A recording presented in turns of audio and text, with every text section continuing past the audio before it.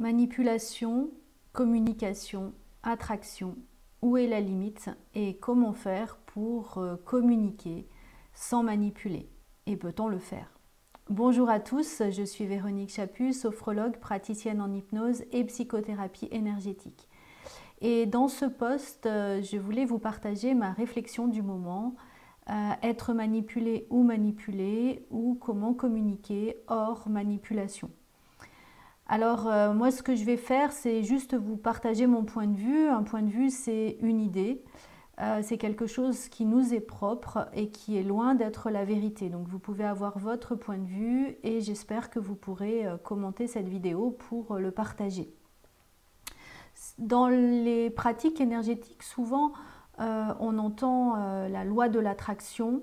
La loi de l'attraction, c'est attirer à soi quelque chose de positif, notamment tout ce qui touche l'abondance, l'argent, l'amour, la joie, etc. Et dans cette loi de l'attraction, naturellement, si vous avez à l'intérieur de vous cette joie, vous allez attirer de la joie. Si vous êtes au contraire dans le jugement, vous allez attirer du jugement. En tout cas, l'idée, c'est qu'on attire à soi ce que l'on est. Donc EST.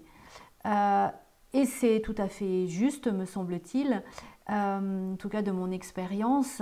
Et puis dans certaines peut-être déviances, et sans que ce soit pris au sens péjoratif du mot, certains thérapeutes, certains groupes, certaines techniques proposent de tirer l'énergie, c'est-à-dire d'augmenter en fait ce processus de la loi de l'attraction et d'imaginer ce que l'on veut en fait devant nous et de pouvoir l'attirer.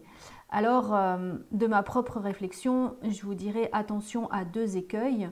La première difficulté, c'est d'attirer vraiment ce que l'on est et pas forcément ce que l'on veut. Parce que si je veux de l'argent, j'attire, je veux, pour la loi de l'attraction, c'est juste que vous attirez le manque, puisque si je veux, ça veut dire que j'en ai pas.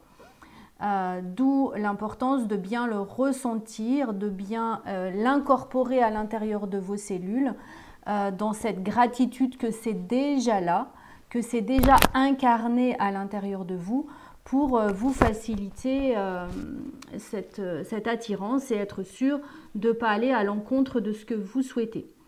Et puis le deuxième écueil, c'est à quel moment, déontologiquement en tout cas, ou de façon éthique, je stoppe cette attraction parce qu'elle n'est peut-être pas juste pour l'autre.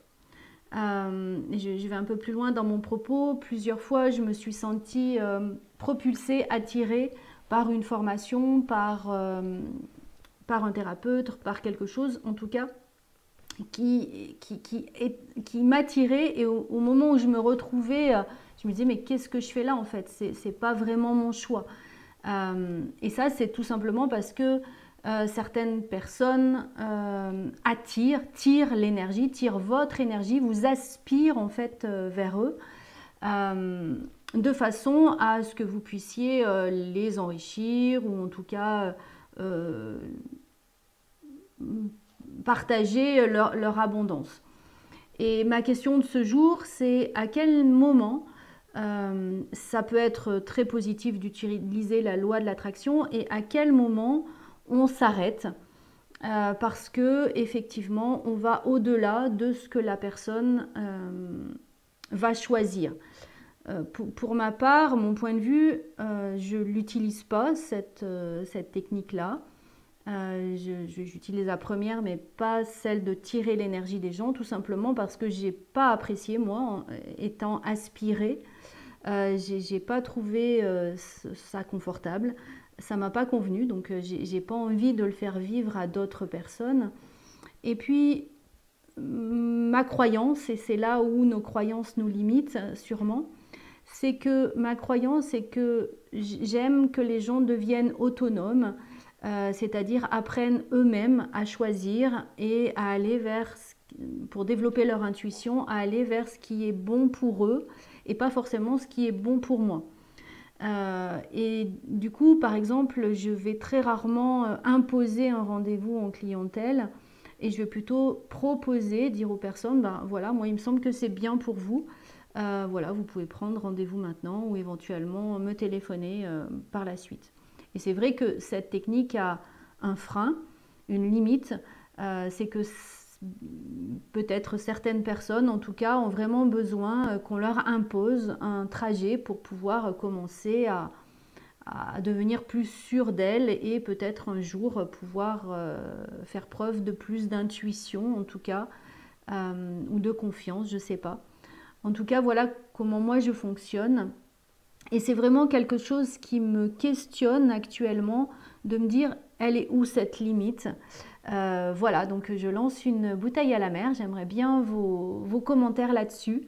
Parce que moi, cette manipulation, entre guillemets, cette manipulation des masses me pose vraiment question. Ne me semble pas juste en tout cas. Et voilà, j'aimerais vos retours sur cette manipulation. Pour moi, je pense que toute communication reste une manipulation.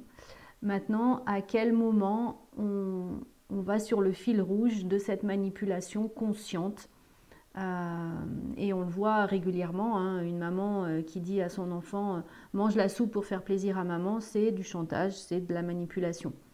Voilà, après, qu'est-ce qui est bon pour l'autre, qu'est-ce qui est bon pour vous et à quel degré en tout cas vous mettez votre curseur. Voilà, merci de vos réponses, de vos échanges ou peut-être tout simplement de cette réflexion qu'on aura partagée ensemble. Je vous souhaite une bonne journée et au plaisir sur une prochaine vidéo.